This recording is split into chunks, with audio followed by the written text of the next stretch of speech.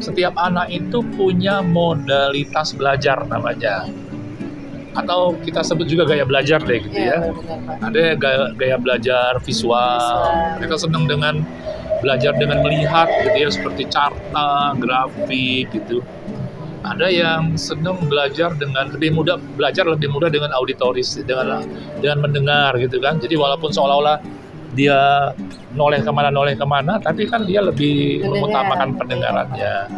Tapi ada juga yang tipe kinestetik gitu ya, yang lebih senang dengan gerak. Tapi ada juga ditambahkan satu tipe reading. Apa itu, Pak? Membaca gitu. Jadi dia lebih senang belajar itu membaca ya. Misalnya kita jelaskan, udah mana bukunya? Jadi, dia lebih cepat. Sebenarnya Pak, menurut Bapak, di sekolah itu perlu nggak Pak ada pembelajaran khusus pendidikan karakter atau itu seperti itu Pak? Karena kita ketahui Pak, kalau yang lihat saya Pak ya, anak-anak itu kebanyakan pintar tapi kurang sopan santun, terus ada juga beberapa yang apatis Pak. Sebenarnya perlu nggak sih Pak psikolog atau pendidikan karakter yang memang dibentuk sebuah kurikulum Pak di sekolah itu? Sebenarnya di sekolah sudah ada pendidikan karakter, di sekolah manapun ada gitu. Nah, untuk saat ini dalam konteks kurikulum Merdeka gitu ya, ada namanya P5. P5 itu proyek penguatan profil pelajar Pancasila. Ya, P5 dia. Jadi itu wajib di sekolah. Nah, di situ anak-anak belajar karakter. Jadi namanya proyek penguatan profil pembelajar Pancasila. Profil pelajar Pancasila itu adalah siswa-siswa yang memiliki karakter Pancasila gitu ya. Anak-anak yang kira-kira beginilah kalau kesan umumnya, kira-kira anak-anak yang dapat mengimplementasikan kelima sila itu dalam kehidupan sehari-hari, ya termasuk gotong royong gitu ya, bisa mandiri gitu. Kemudian berkaitan dengan kebinekaan global. Jadi sebenarnya nggak masalah lagi, tinggal lagi bagaimana proyek ini diimplementasikan oleh masing-masing sekolah. Makanya namanya proyek penguatan. Jadi bukan belum ada gitu, sudah ada. Iya, makanya nama proyeknya sering disingkat P5 atau P3 gitu ya. Jadi proyek penguatan. Jadi bagaimana profil Pancasila yang sudah ada ini termasuk karakter di dalamnya diperkuat. Jadi bisa terintegrasi, bisa juga mandiri.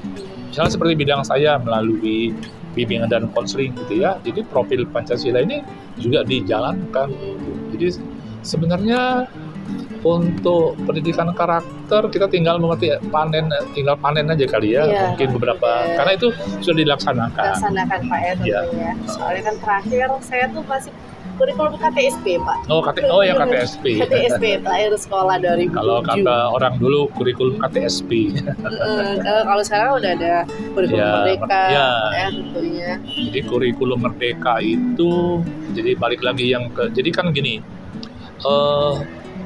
Pembentukan karakter anak juga itu bisa dikembangkan melalui pembelajaran berdiferensiasi namanya sekarang ya.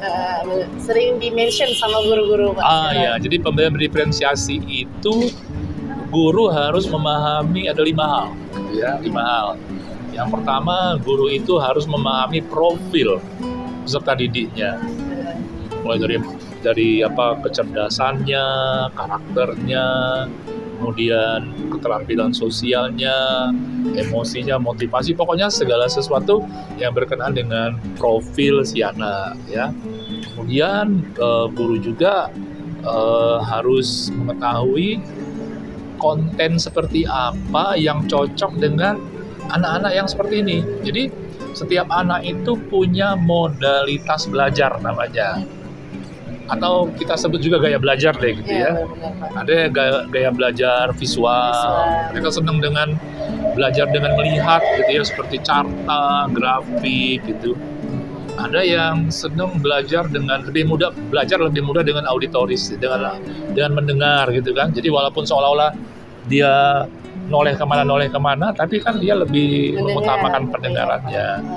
Tapi ada juga yang tipe kinestetik gitu gitu ya, yang lebih senang dengan praktik. gerak. Tapi ada juga ditambahkan satu tipe reading, Apa itu Pak? membaca gitu. Yang Jadi dia lebih membaca. senang belajar itu membaca ya sih. Misalnya kita jelaskan, udah mana bukunya? Jadi, dia lebih cepat. Jadi gerbang informasi itu melalui yang tadi itu gaya belajar tadi. Nah, guru harus mengemas kontennya itu sesuai dengan modalitas belajar ini gitu. Yang berikutnya selain konten, ini proses. Bagaimana proses ini menggunakan metode-metode yang sesuai dengan modalitas belajar tadi. Kalau anak visual kan beda gitu.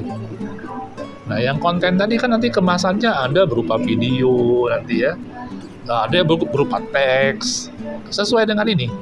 Jadi guru sekarang harus diminta untuk dapat mengemas materi itu atau konten itu sesuai dengan modalitas belajar. Kalau anak visual seperti apa, anak reading seperti apa, jadi lebih kompleks kan Mbak ya? Iya benar. Nah, itu kontennya ya. Kemudian berikutnya adalah proses. Berikutnya produk. Jadi kan belajar itu kan bisa ada produk. Iya, ada hasilnya. Ya, jadi produk belajar itu bisa tercermin di dalam produk-produk atau hasil yang dihasilkan anak. Misalnya ada anak dia senang tugas itu dalam bentuk TikTok misalnya ya. Yang anak yang lain saya dalam bentuk buklet. Kalau saya lebih senang dalam bentuk tarian misalnya, gerak-gerak gitu ya.